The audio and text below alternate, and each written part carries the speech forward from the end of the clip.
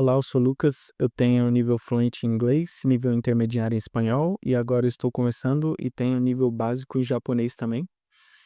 E no vídeo de hoje eu quero explicar para vocês os quatro métodos principais de aprendizado de idiomas e como você pode implementar eles no seu dia a dia, qual a maneira mais eficiente para implementar cada um, como que cada um vai entrar na sua rotina e se aquele método deveria ou não entrar na sua rotina.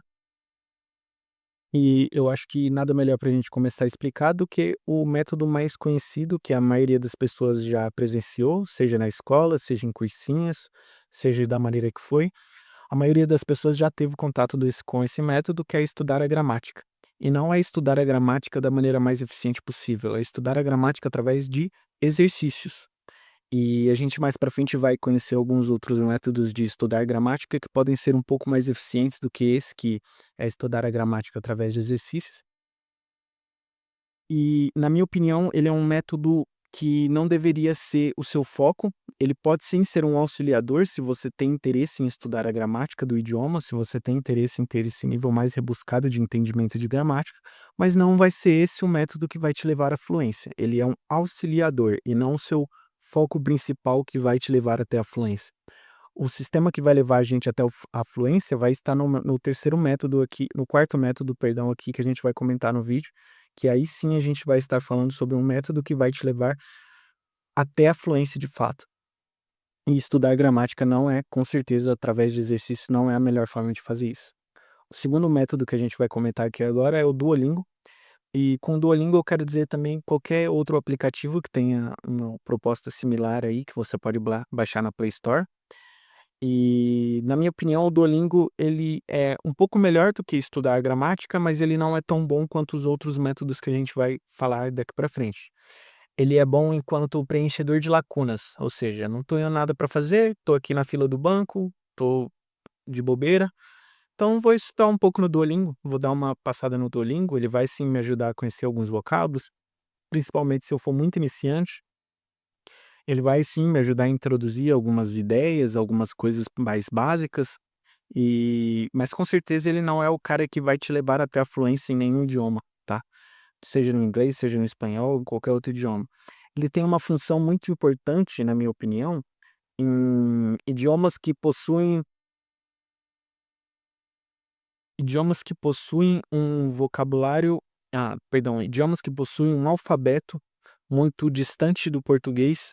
Por exemplo, o japonês possui 3 alfabetos, na verdade, completamente distintos do português, que é o alfabeto que a gente utiliza aqui, do ABCD, e nesse caso ele vai te ajudar a compreender, entender e decorar essas letras, esses símbolos do novo alfabeto. Eu fiz o Duolingo no russo, fiz o Duolingo no japonês, e cara, me ajudou imensamente a decorar.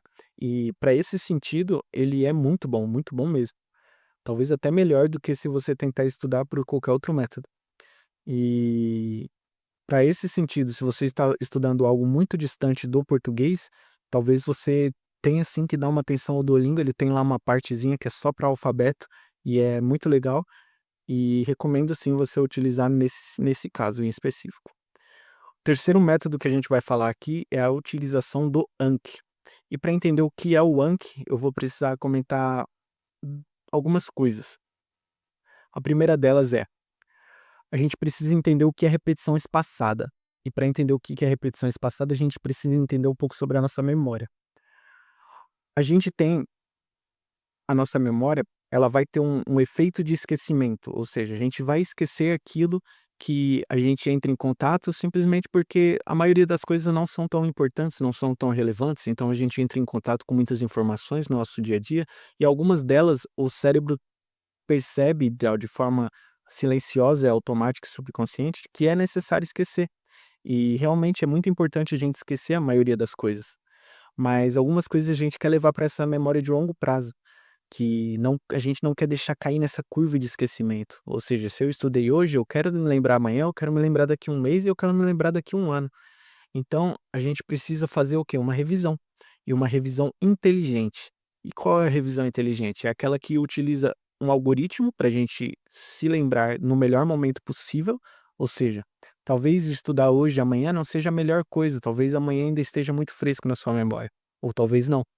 Mas talvez amanhã esteja muito fresco na sua memória, talvez seja só daqui uma semana que você precise realmente de fato revisar aquele conteúdo. E o Anki ele entra justamente nessa proposta de ajudar você a revisar aquelas palavras que você iria esquecer, ou seja, aqueles vocabulários que são importantes, que você, por conta própria, de forma deliberada, selecionou e colocou-os dentro do Anki, dentro do software, para que você memorize eles. E também a gente tem que ter o entendimento do segundo, da segunda problemática. É diferente revisar e é diferente recordar. Então, o que que seria recordar e o que seria revisar? Revisar é simplesmente bater o olho, ver e reconhecer aquilo que estava em algum lugar escondido na nossa memória, mas sem a gente fazer um esforço ativo para se lembrar, para se recordar daquilo. E é aí que entra o que é recordar. Recordar é você. Vou dar um exemplo bem besta aqui que vai fazer total sentido para você. Vamos supor que você esteja lendo um livro e você precisa decorar, uma determinada frase daquele livro. Você lê aquela frase, você fecha os olhos. No que você fecha os olhos, você vai tentar se recordar daquela frase, ou seja, falar ela em voz alta ou pensar ela dentro da sua cabeça de forma completa, sem olhar para aquela frase. Se você olhar, você vai estar revisando. Se você tentar recordar aquilo sem nenhum auxílio, você vai estar recordando, que é uma habilidade diferente de revisar. E recordar é o que a gente precisa, é o que a gente vai fazer no dia a dia, se lembrar daquilo sem nenhum apoio, sem nenhum estímulo externo do ambiente me facilitando a memória. Então, recordar é o que a gente vai precisar fazer. Então, se você quer ter um entendimento maior de como montar uma estrutura eficiente dentro do Anki, eu tenho alguns outros vídeos aqui no canal, vou deixar o card aí, que eu explico um pouco mais a fundo como você vai estruturar o seu Anki da melhor forma possível, para que você tenha um aprofundamento de uma estratégia eficiente que vai te levar até a fluência através do Anki. Mas o Anki, ele ainda não é o nosso último e mais eficiente pilar do aprendizado. O último e mais eficiente e mais importante pilar do aprendizado é o Comprehensible Input, que é o input compreensível, que é você entrar em contato com mensagens, com frases, com coisas que as pessoas falam, de forma que você entenda o que ela quis dizer, sem que você entenda todas as palavras. Então, por exemplo, vamos supor que você não saiba como falar mão em inglês, eu falo aqui, ó, hands, hands, this is my hands. Então, se você não entendia, talvez você tenha entendido através de contexto, você entendeu o que eu estou falando e mostrando a minha mão e falando "This is my hands", então essa é a minha mão. Então, mesmo que você não entenda todas as palavras, você meio que entendeu o que eu quis dizer, ou seja, você teve contato com comprehensible input, com entrada de informações compreensível. E esse talvez não, com certeza é o melhor método possível para aprender qualquer idioma. Esse é um método que foi descoberto ou formalizado lá na década de 70 por um cientista chamado Stephen Krashen, e ele tem um embasamento também na teoria do Noam Chomsky da linguagem generativa, e ele propõe que, pelo fato de nós sermos seres humanos que tenham uma propensão biológica a aprender um idioma, se a gente tiver exposição suficiente e por tempo suficiente dentro de mensagens que a gente compreende, dentro de qualquer idioma, a gente vai aprender aquele idioma. E o Stephen Krashen, ele propõe que a gente não precisa nem se comunicar, a gente não precisa nem treinar a fala. Basta a gente ter exposição ao input, ou seja, exposição a informações, a entrada de informações no nosso cérebro, seja através de leitura, seja através de vídeos ou áudios dentro da língua, até mesmo conversas com nativos. E sem necessariamente a gente produzir linguagem, sem necessariamente a gente falar ou escrever. A gente só precisa absorver o conteúdo, e absorvendo o conteúdo por tempo suficiente, a gente vai aprender aquela língua. E na minha visão, sim, esse é um método que vai fazer você atingir a fluência com mais naturalidade. Mas ele é um método que sozinho, por conta própria, ele pode demorar muito.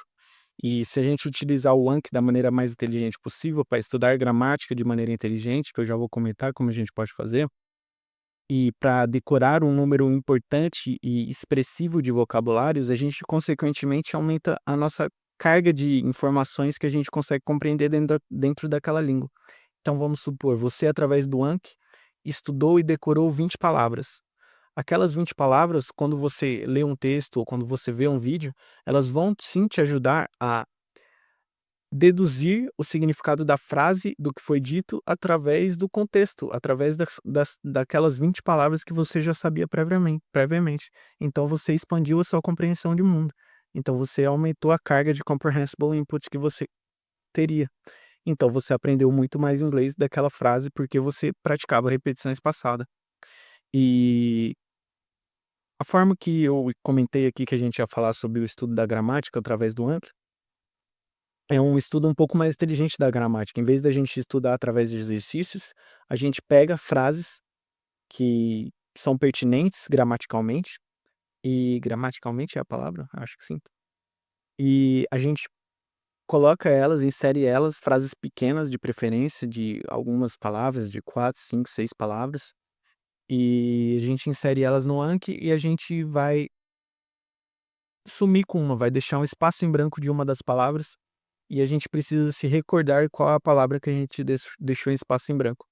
Então, por exemplo, eu quero me lembrar da frase "I want my shoe", ou seja, eu quero o meu tênis. So, I want my shoe, I want my shoes, seria eu quero os meus tênis.